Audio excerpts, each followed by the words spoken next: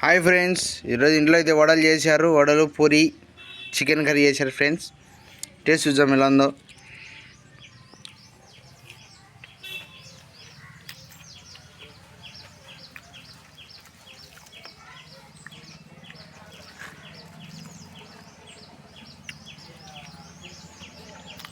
super ఉంది